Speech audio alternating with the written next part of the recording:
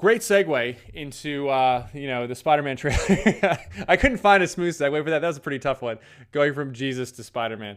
I will say, because I grew up with the first Spider-Man, and I believe it was in 2000 with Tobey Maguire. Groundbreaking movie. It was almost the reason for every single movie you see today. I think you can trace it back honestly to X-Men 1. I think it was a little bit better.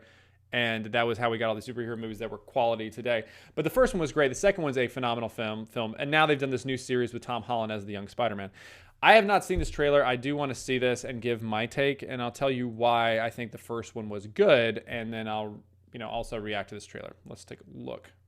See if it's as good as everyone says it is. Let's see here.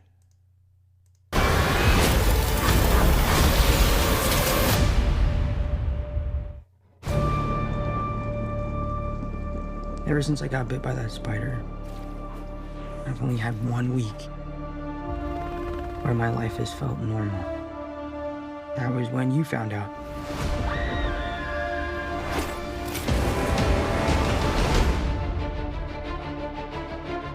When you botched that spell where you wanted everyone to forget the Peter Parker Spider-Man,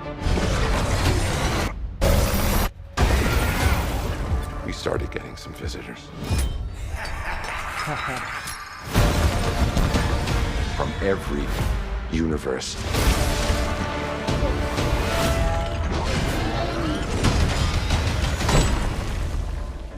Hello, Peter.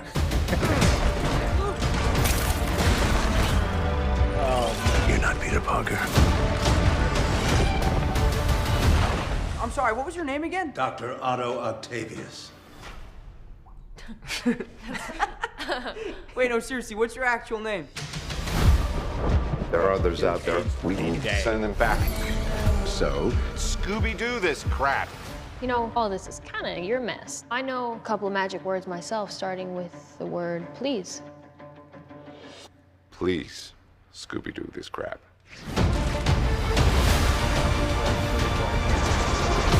You're flying out into the darkness to fight ghosts. What do you mean? They all die fighting Spider-Man. It's their fate. I'm sorry, kid. Yeah, me too. Don't.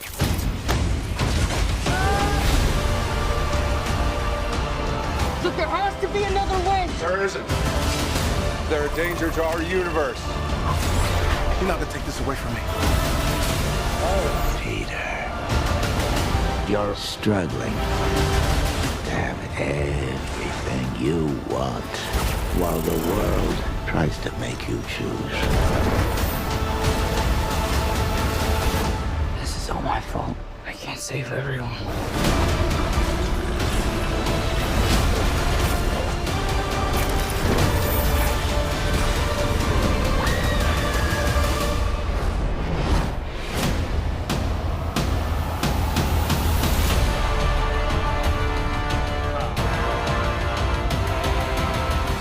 What's happening? They're starting to come through, and I can't stop them. December 17th, exclusively in movie theaters. Tickets on sale November 29th. Spider Monday. Interesting. Well, I will say, okay, so first off the bat, they're bringing everybody back. Not just from the first series with Tobey Maguire that was so good, but they're also bringing people back from the one with, what's his name? The guy from The Social Network. That was great, actually. It's a shame that his series ended with Jamie Foxx's Electro that came up. But I can't remember his name off the top of my head. But he was actually a great Spider-Man, too. They've cast those very well. I'm not a big fan of Tom Holland, actually, because I don't like children in the role of heroes like this.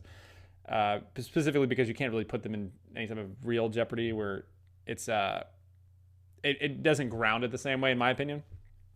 However, it does worry me a little bit that you have, of course, Mary. I hate when you have to suspend belief unnecessarily in movies, because you can create a world where, like, obviously, like Spider-Man, Peter Parker, he has these abilities, and we buy the fact that he can take the heat, he can do these things, he can face off with these people because he has a unique set of abilities that allows him to do this.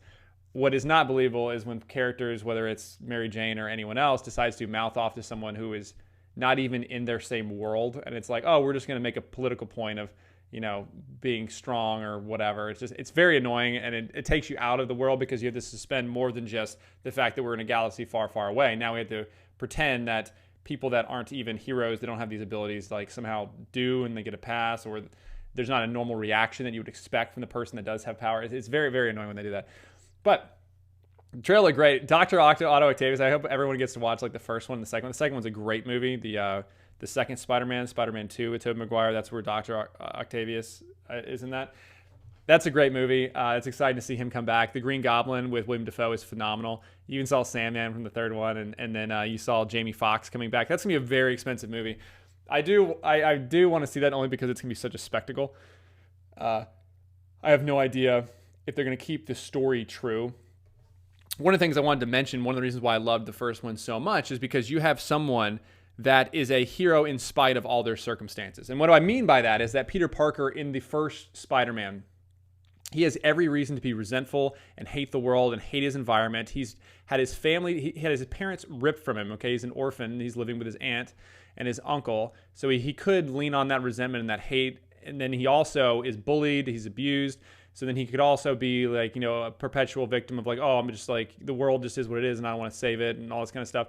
But he knows there is good in the world, and he believes that. He's even, he's poor in the cartoon. He's not like wealthy, but he gets these abilities, and instead of harboring resentment, instead of propping up this weird worldview where he's going to try to fight for people that are, oppressed, he just goes after actual evil in the world. It's not, and then he learns from these situations. And then even in the first one, there's this great lesson that happens where he sees someone that did wrong to him. And, he was kind of a bully, and he allows that guy to get robbed and mugged because it's going to make him feel good at the time. And because of that, because he compromised in that way, he loses the most important person in his life. And it's such a great example of how weak and stupid the current ideology is. Oh, it's just the oppressed versus the oppressors or whatever, or like everyone's a victim or whatever. Everyone, that's what's so great about Spider-Man. He's the friendly neighborhood Spider-Man. Like everyone can be a hero. Everyone can put the burden on themselves. Everyone can live better. And so I hope they keep that same lesson in the new Spider-Man series, or in this No Way Home one with this new Spider-Man. That I still, like I said, he's fine. He's just not my favorite per se, but he's still fine.